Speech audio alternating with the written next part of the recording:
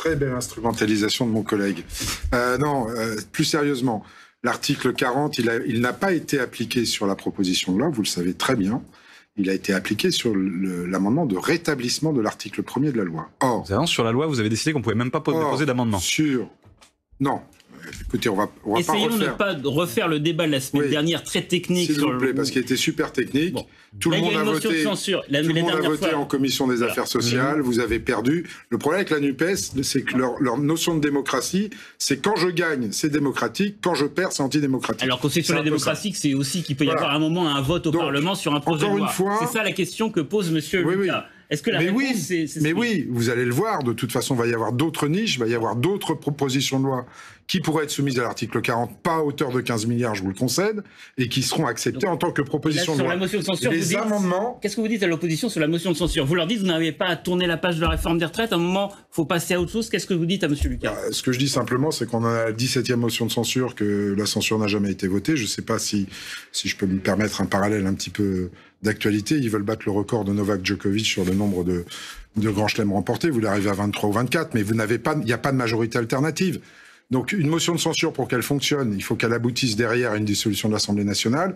Il n'y a pas de majorité alternative, à moins que vous entendiez avec vos amis du Rassemblement national. D'ailleurs, vous le savez très bien. Vous allez voter ensemble cet après-midi. Vous allez voter ensemble cet après-midi.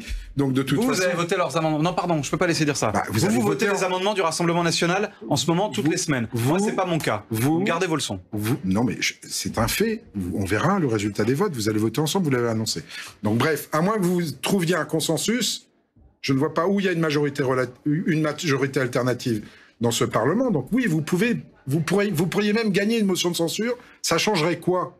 On changerait de gouvernement et on ne changerait pas de politique pour autant. Deux points, parce que tout le monde parle de l'abrogation sur la PPL, de l'abrogation de la réforme des retraites. C'est un mensonge éhonté, parce que vous n'abrogiez en fait que le départ d'âge légal à 64 ans. Tout le reste, ce qui me va très bien déjà. Tout le reste restait. Les régimes spéciaux dont vous vouliez pas la disparition restaient. Moi, je la souhaite, mais il n'y a pas de majorité pour l'obtenir. Voilà. Je fais avec la majorité qu'il y a. Ce n'est pas l'abrogation de la réforme des retraites, c'est un mensonge, monsieur Benjamin Lucas. Pardon, l'abrogation de la retraite à 64 ans. Non, mais la PPL s'appelait abrogation de la réforme des retraites.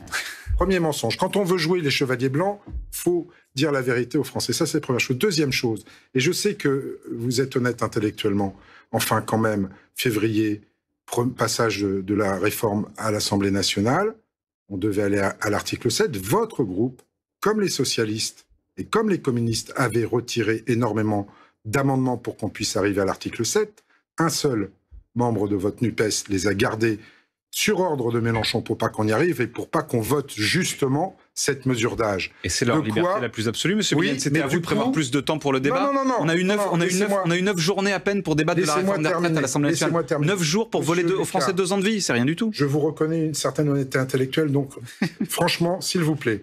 Les précédentes réformes ont été adoptées, elles n'étaient pas faciles, avec beaucoup moins d'heures de débat, avec beaucoup moins d'amendements. Quand on dépose plus de 20 000 amendements, c'est programmé, vous auriez poussé à 80 000, 90 000 les amendements. On aurait laissé open bar, vous auriez poussé à 200. Monsieur Millet, de toute manière, il y a un vote qui était prévu. Non, mais juste pour terminer. Non, je refuse. À la fin, le 16 mars, on pouvait voter. Le 16 mars, on pouvait voter. C'est vous le 49.3, c'est pas nous. Là, c'est pas une affaire d'amendement. Mais je réfute le fait de dire... votre honnêteté intellectuelle, vous auriez voulu voter, vous, le 16 mars, monsieur Millet. Je réfute l'idée qui est en train de passer de dire que nous sommes les seuls à avoir peut-être refusé le débat démocratique parce qu'on a fait le 49.3. Les premiers qui l'ont refusé, c'est la France Insoumise. Eh bien, je vous propose, monsieur Millet. Alors, est-ce qu'on peut se dire que tout le monde a des torts, peut-être, parce que c'est vous qui êtes au pouvoir et pas nous? Non, mais est-ce qu'on peut se dire que là, on vous offrait l'opportunité de voter la semaine dernière et vous l'avez refusé, vous avez applaudi la présidente de l'Assemblée nationale. Chacun votre tour, s'il vous plaît. Je ne vais pas refaire le débat des retraites sur une journée de niche parlementaire qui commence à 9h et se termine à minuit. Alors que vous avez dit qu'on n'avait pas eu assez d'heures pour débattre. Je vous signale que pendant le texte de la réforme des retraites, ceux qui n'ont pas pu s'exprimer, c'est la majorité présidentielle. Grâce aux amendements que vous posiez, ça faisait des tunnels entiers, des demi-jours. Il fallait en déposer.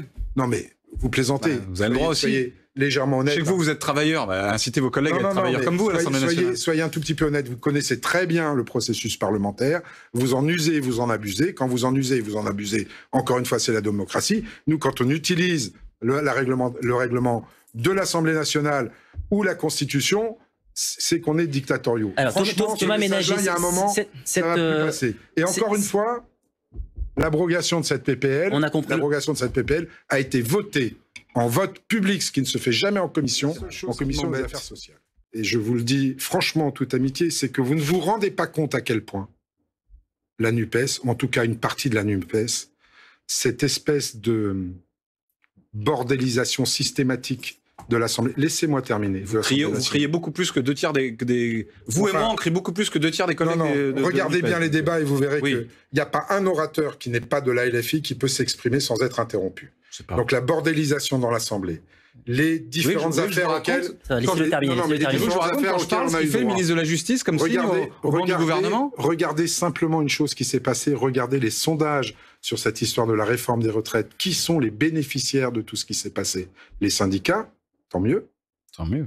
Que vous avez le Rassemblement national. Derrière. Non, mais c'est pas. On verra les élections, Monsieur Millian. Les perdants, c'est vous et moi. C'est à la fin. Alors vous pouvez me dire, travaillons sur la démocratie, mais si vous continuez ce comportement-là, je peux vous assurer que vous allez, vous aussi, si vous nous accusez de le faire, vous aussi assurer le trop-plein de voix pour le Rassemblement national. Je partir du principe que M. Millian, il ne fait pas de la politique depuis très longtemps et donc il ne sait pas ce qui s'est passé à l'Assemblée nationale avant qu'Emmanuel Macron surgisse dans le débat public. Mais enfin, des débats vifs à l'Assemblée nationale, non, mais là, c'est pas vif, il y en a toujours eu. Vous êtes souvent représenté par des insultes. Monsieur Woerth, il a eu des propos outranciers quand il était dans l'opposition, il a eu des propos outranciers quand il était sous Sarkozy et personne n'a jamais... Je suis désolé, mais les gens au moins essayer de s'écouter. Là, c'est des invectives permanentes, c'est des insultes en permanence. Ce qui s'est passé à la commission des affaires sociales... Je vous parle de la démocratie, vous parlez de comment... Mais oui, mais ça abîme la démocratie, monsieur Lucas.